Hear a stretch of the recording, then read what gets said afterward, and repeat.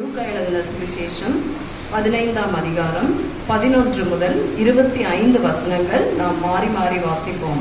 லூக்கா எழுதின சுவிசேஷம் 15ஆம் அதிகாரம் 11 முதல் 25 வசனங்கள் நாம் மாறி மாறி வாசிப்போம்.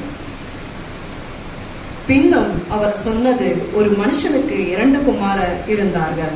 அவர்கள் தன் தகப்பனை நோக்கி, தகப்பனே, ஆஸ்தியில் எனக்கு வரும் பங்கை எனக்கு தர வேண்டும் என்றான். அந்த வழியில் அவன் அவர்களுக்கு தன் ஆஸ்தியை பங்கிட்டு கொடுத்தான்.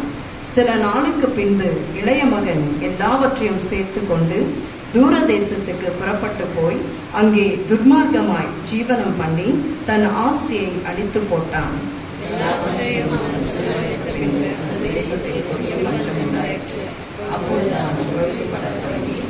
அந்த தேசத்து குடிகளில் ஒருவனிடத்தில் போய் ஒட்டி கொண்டான்.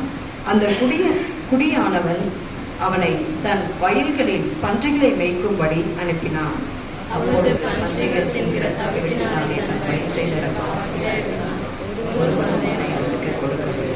அவனுக்கு புத்தி தெளிந்த போது அவன், என் தகப்பனுடைய கூலிக்காரர் எத்தனையோ பேருக்கு பூர்த்தியான சாப்பாடு இருக்கிறது, நானோ பசியாய் சாகிறேன். நான் எழுந்து என் தகப்பனிடத்துக்கு போய், தகப்பனை, வரத்துக்கு விரோதமாகவும் உமக்கு முன்பாகவும் பாவம் செய்தேன். இனிமேல் உம்முடைய குமாரன் என்று சொல்லப்படுவதற்கு நான் பாத்திரன் அல்ல. உம்முடைய கூலிக்காரரில் ஒருவனாக என்னை வைத்துக் கொள்ளும் என்பேன் என்று சொல்லி எழுந்து புறப்பட்டு தன் தகப்பனிடத்தில் வந்தான்.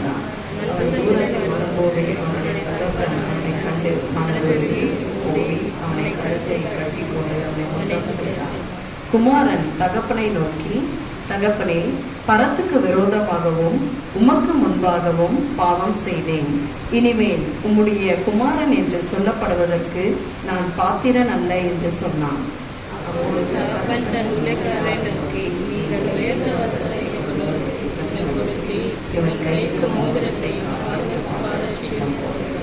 கொளுத்த கன்றை கொண்டு வந்து அடியுங்கள், நாம் புசித்து சந்தோஷமாயிருப்போம்.